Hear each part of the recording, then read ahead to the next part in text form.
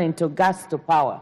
This is what we want to do. In addition, we've sold off all generation, sold off all distribution in a very transparent manner, which no one to date has criticized and said that anything was done wrong. And then we've only kept transmission. So I think these kinds of radical reforms, what we want to demonstrate to our people and our business community that really we're serious about getting this power and solving the problem.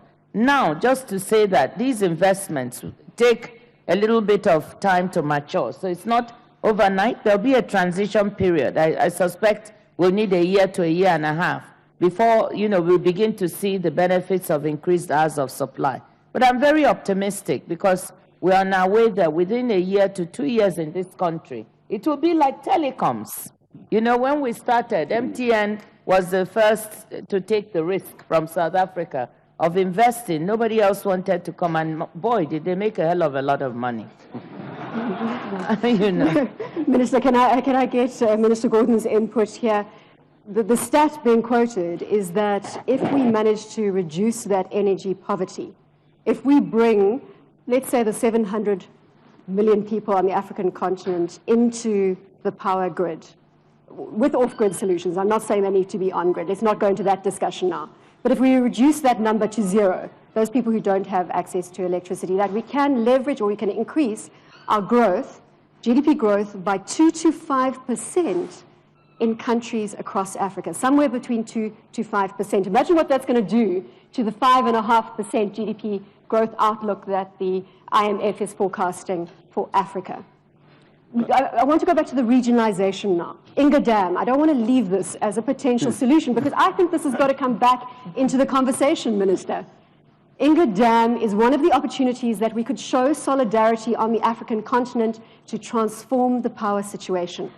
Well, South Africa, for example, buys power and has been doing so for a couple of decades from the Kohorabasa hydro project. So that's regional cooperation. Eskom supplies power to most of our neighbors in South Africa, notwithstanding some of our own difficulties at the moment. So I think we do have elements of regional cooperation. But be careful, GDP numbers in themselves don't say much apart from, how well the growth in the size of your economy is taking place. But the theme of this forum is inclusive growth. So you can have all the electricity in the world. If your consumers can't afford to pay for them at a household level, no point in having all of that power.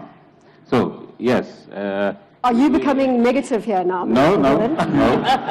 Sorry, I just wanted to double check. Pragmatic. So what we require is certainly what you are saying.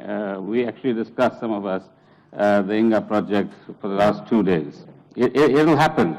But it's a medium-term project. It's not a quick win. It's taken many decades to this point. Can we at least do this, please? Could we put a time frame to it? Let's forget about the last 30 years. We will send you as our emissary to the DRC to see how you can manage this for us.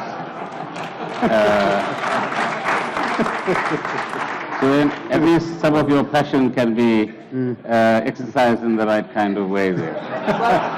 But Pravin, I have to, in fairness to Bromwell, we need to tell her that actually considerable progress has been made. No. Thank you, Minister. We'll soon be there with Inga. We'll just give us another few months to get the agreement. And it's $11 billion for the first stage.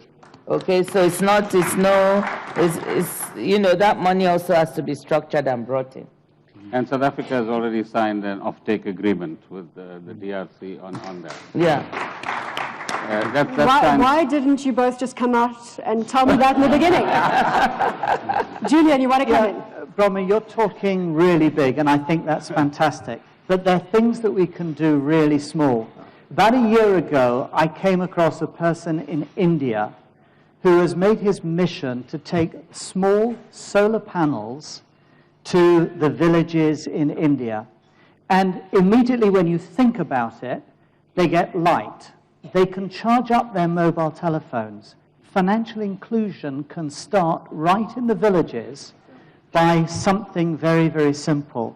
And we as an organization have been trying to work out how can we bring something so simple into various African countries. You're looking at the really big picture.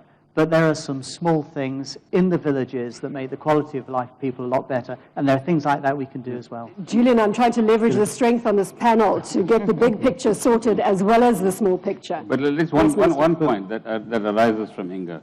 Africa has the potential to have the greatest amount of renewable energy generated on this continent and perhaps in the world. So Inga is one example, the solar panels and solar energy is another. Certainly in most of our countries and certainly in Africa, South Africa, we've got some very exciting IPPs involving foreign and local investors, and we have, 3 rounds so far completed that's attracted 100 billion rands. The independent power producers, for those that aren't in the energy game. Minister Gatete, you wanted to interject there? Yeah, I just wanted to just mention, exactly reinforcing what Robert has just mentioned, is that there are some things that we can do while at the same time looking at the bigger picture.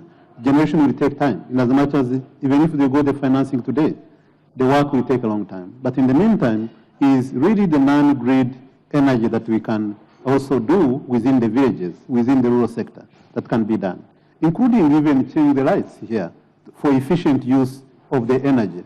These are the things that can make a huge difference. But at the same time, there is also what we are practicing in the East African community, is saying if generation is going to take a long time, then why can't we harmonize the electricity transmission across the borders so that you can be able to import from someone else who has excess? And this is something also that we're working on.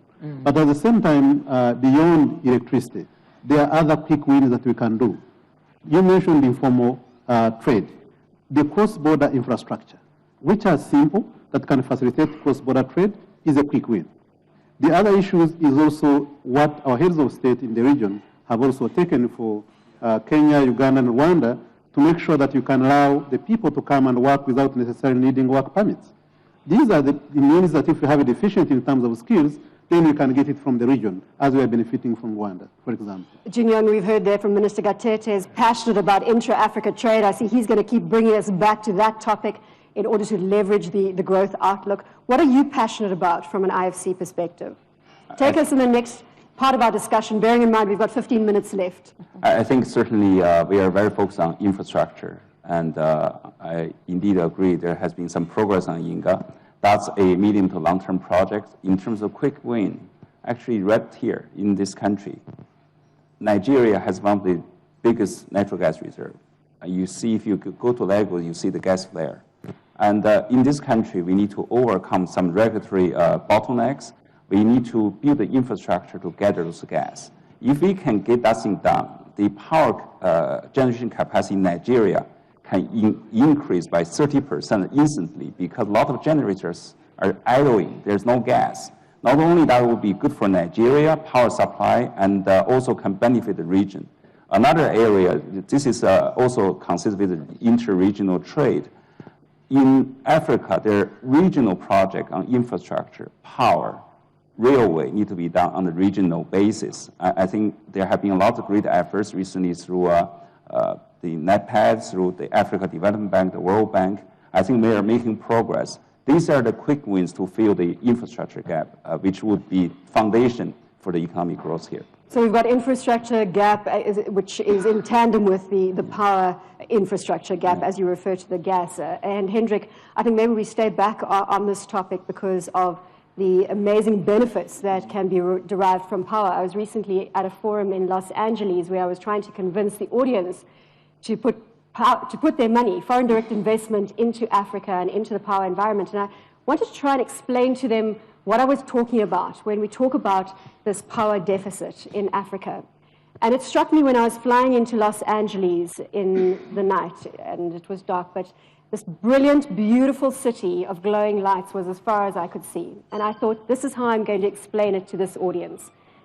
That is not what you see when you fly over Africa and you arrive in Kigali in the middle of the night, or in Lagos in the middle of the night, or in Nairobi in the middle of the night. You see small splatterings of light, and the rest is darkness. And that made everybody in the room understand exactly what we're trying to achieve with this forum. So Hendrik, I'm going to throw it back to you. Foreign direct investment. Let's attract more of it into Africa. What do we need to do? Just one point. Maybe we should remember that Africa will also be a victim of climate change, so some people should switch off their lights.